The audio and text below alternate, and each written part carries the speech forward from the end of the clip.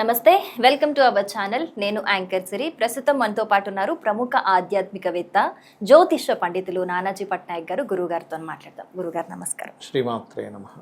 గురుగారు, ఒక్కొక్కసారి ఇంట్లో ఎలాంటి పని చేద్దామన్నా బద్దకిస్తూ ఉంటారు, లేకపోతే ఏ పని చేద్దామన్న ఆటంకాలు వస్తూ ఉంటాయి. ఎప్పుడు కూడా ఏదో ఒక బ్యాడ్ సైన్స్ మనకు కొడుతూ ఉంటాయి. అంటే నిజంగా ఇంట్లో ఒక నెగిటివ్ ఎనర్జీ ఉంది అని అంటే ఇవి కాకుండా ఇంకా ఎలాంటి సంకేతాలు చూపిస్తారు గురుగారు? అంటే ఎలాంటి సంకేతాలు కనిపిస్తాయి మనకి? నెగిటివ్ ఎనర్జీ అనేది ఫస్ట్ అసలు ఎలా వస్తుందో తెలుసుకోవాలి. నెగిటివ్ ఎనర్జీ అంటే కొంతమంది ఏమో లేదు సమ్ నెగిటివ్ ఎనర్జీ అంటారు దాన్ని, కొంతమంది పిశాచ యోగం అంటారు, దయ్యాలు భూతాలు సమ్ నెగిటివ్ ఇది మనం పట్టుకుంది అంటారు. దీనికి శాస్త్రంలో ఇంటికి ఉండడం వేరు, మనిషికి ఉండడం వేరు. ఈ రెండు డిఫరెంట్ కాన్సెప్ట్స్. ఇంటికి ఉండడం అనేది ఎలా వస్తుంది అంటే ఇంట్లో నిత్యము దీపారాధన చేయకపోవడం వల్ల, ఇంట్లో ఎటువంటి పూజాది కార్యక్రమాలు చేయకపోవడం వల్ల, ఎప్పుడు చూసినా వాళ్ళు ఊర్లకి వెళ్ళిపోతుంటారు, ఇంట్లో దీపం ఉండదు, ఏముండదు, సరిగ్గా తొడవరు, సరిగ్గా నీట్నెస్ ఉండదు. దానివల్ల ఇంట్లో నెగిటివ్ ఎనర్జీ ఫామ్ అవుతుంది. ఫామ్ అవ్వడం వేరు, సంచరించడం వేరు. రెగ్యులర్గా ఇప్పుడు మనం ఇక్కడ ఉన్నాం అనుకోండి, ఇక్కడ కూడా ఒక దెయ్యం ఏదో తిరిగి వెళ్ళిపోతుంటుంది. ఇక్కడే ఒక లలిత అమ్మవారు కూర్చోవచ్చు, మనకంటికి కనబడదు, కాకపోతే ఇక్కడ గణపతి కూర్చొని వెళ్ళిపోవచ్చు. కానీ మన దీంట్లో లేదు, అది మన కంటికి, మన మాంసనేత్రానికి అందదు. ఎందుకంటే ఎప్పుడు ప్రతి క్షణం ఎక్కడో ఏదో జీవి ఆత్మ చచ్చిపోయి ట్రావెల్ చేస్తూనే ఉంటుంది కదా. ట్రావెల్ ఈజ్ డిఫరెంట్, తిష్టేసుకుని కూర్చోవడం ఈజ్ డిఫరెంట్. ఇంట్లో గనక పూజాది కార్యక్రమాలు ఏమీ అవ్వటం లేదు, నీట్నెస్ లేదు, ఇంట్లో అందరూ ఎప్పుడు ఏదో ఒక రకమైనటువంటి మైండ్ సెట్తో ఉన్నారు, నెగిటివ్ ఎనర్జీస్ కంపల్సరీ ఉంటుంది. అంటే ఉండడం వల్ల వాళ్ళు ఆ మైండ్ సెట్తో ఉంటారు. ఇది ఇంట్లో ఎందుకు ఉంటుంది అంటే ఇంట్లో జరిగేటువంటి శుభకార్యాలు కానీ, ఇంట్లో చేసే పూజాది కార్యక్రమాలు లేకపోవడం వల్ల ఇంట్లో ఉంటుంది. అందుకే కొంతమందికి చూడండి ఇంటికి వెళ్ళాలనిపించట్లేదు అంటారు, ఇంట్లో ఉంటే బయటకు వచ్చేయాలి, బయట బాగుంది అంటుంటారు. లేదా కొంతమందికి ఇంటికి వెళ్తే బాగుంది అంటాం, బయట బాగుంది. కొన్ని ఆఫీసెస్ కూడా మనం వెళ్ళినప్పుడు చూడండి, ఆఫీస్లో నాకు ఎందుకు బుద్ధి కావట్లేదు అంటాం. బికాస్ ఆఫ్ నెగటివ్ ఎనర్జీ ఆఫీస్లోనా, ఇంట్లోనా, లేకపోతే కొన్ని ప్లేసెస్లోనో ఉంటుంది. ఇప్పుడు అది పాజిటివ్గా మారాలి అంటే ఏం చేయాలి అంటే, మీరు మన గోమూత్రం ఉంటుంది కదమ్మా, గోమూత్రాన్ని చక్కగా మొత్తం జల్లేసి కల్లుపు వాటర్ తీసి మొత్తం తుడిచేసేయండి. 11 days కల్లుప్పు వేస్తేనా చాలు? అంటే ఫస్ట్ గోమూత్రం జల్లి ఒక 15 నిమిషాలు ఉంచిన తర్వాత ఒక టబ్లో వాటర్ తీసుకుని అందులో కొంచెం కల్లుప్పు వేసేసి తుడిచేసేయాలి ఒక 15 నిమిషాల నుంచి. అలా 11 days చేయాలి. ఎప్పుడైనా ఇంట్లో నెగిటివ్ ఎనర్జీ ఉందంటే పోతుంది, కంటిన్యూస్గా పోతుంది.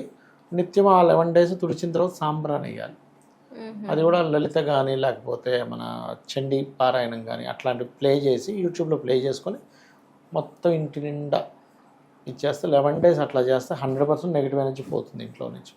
కొంతమంది గురుగారు ఈ వాటర్ లో నిమ్మకాయ వేసి మునిగితే గనక నెగిటివ్ ఎనర్జీ ఉన్నట్టు, తేలితే అంటుంటారు. కొంతవరకు నిజం అది. ఒక్కొక్కసారి అది లేకపోయినా మునుగుతుంటుంది. బట్ కొంతవరకు అయితే 80% అయితే నిజం, అది అందులో డౌట్ ఏం లేదు. ఇది ఇంట్లో ఉండే నెగిటివ్ ఎనర్జీ తీసేయడానికి. అసలు మనిషిలోకి ఎందుకు నెగిటివ్ ఎనర్జీ వస్తుంది? ఒకటి, వాళ్ళ ఆత్మకారకుడు అంటే సన్ వీక్గా ఉంటే వాళ్ళకి నెగిటివ్ ఎనర్జీ కనెక్ట్ అయిపోద్ది. ఆత్మకారకుడు ఇంకొక ఆత్మ వచ్చి మన మీద కనెక్టివిటీ పెట్టాలి కదా. అందుకని ఈ సన్ వీక్గా ఉన్నాడు వీళ్ళ చార్ట్లో, తొందరగా వచ్చి కనెక్ట్ అవుద్ది. రెండవది, పిశాచ యోగాలను ఉంటాయి వాళ్ళ జాతకాల్లో ఉంటాయి. అంటే కొన్ని సాటర్న్ రాహు కొన్ని కాంబినేషన్స్ చెప్పారు శాస్త్రంలో, పుట్టిన గడియాలు బట్టి పిశాచ యోగాలు ఉంటాయి. అప్పుడు పర్టికులర్ ఇయర్స్లో వాళ్ళకి ఒక నెగిటివ్ ఎనర్జీ కనెక్ట్ అయిపోద్ది.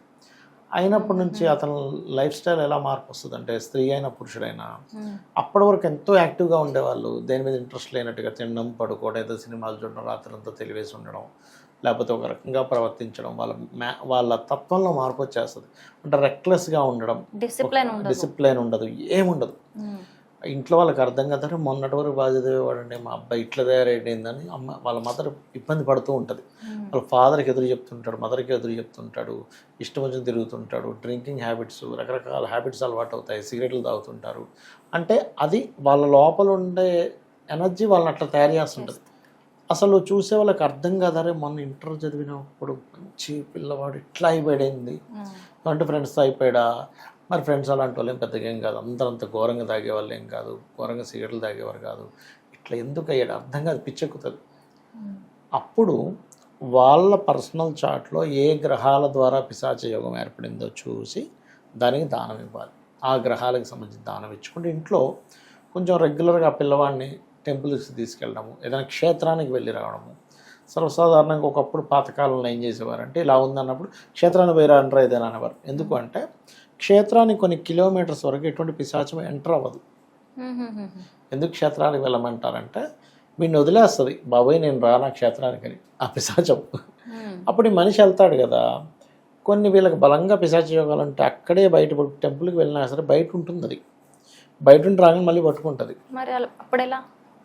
అందుకని వీళ్ళు ఏం చేస్తారు, అక్కడ ఒక 2 రోజులు 3 నైట్లు చేసినప్పుడు, అందుకే 3 రాత్రులు ఎందుకు చేయాలంటారంటే టెంపుల్ క్షేత్రాల్లో 3 రాత్రులు దాటితే ఇది పట్టుకోవడం మళ్ళీ తగ్గిపోద్ది. కాకపోతే ఎంతైనా పిశాచ యోగం ఉన్నప్పుడు ఇది వదిలేసిన ఇంకోటి మళ్ళీ ఎక్కడో దగ్గర కనెక్ట్ అవుతూ ఉంటాయి. అందుకని వీళ్ళు ఏం చేయాలి, ఇలా పిశాచ యోగం ఉన్న వాళ్ళకి దీక్షలు తీసుకోవడం అలవాటు చేయాలి. ఆంజనేయ స్వామి దీక్ష, అయ్యప్ప స్వామి దీక్ష, అంటే 40 days ఎవరైతే దీక్షలో ఉంటారో వీళ్ళ ఎనర్జీలో మార్పు వస్తుంది. అర్థమైందా?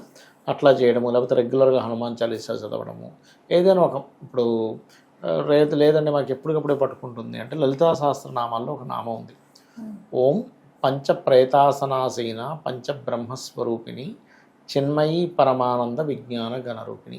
ఇది చేసుకోవాలి. ఇది చేసుకుంటే సెట్ అయిపోతుంది. చదువుకుంటూ ఉండాలి. చదువుకుంటూ ఉంటే కూడా వీళ్ళకి ఆ దోషం అనేటువంటిది పోతుంది. అట్లా అంటే మీరు చెప్తుంటే విజువలైజ్డ్గా కనిపిస్తుంది. మంచి విజువలైజేషన్ ఉంది అయితే మీకు. ధన్యవాదాలు గురుగారు. శ్రీమాత్రే నమః.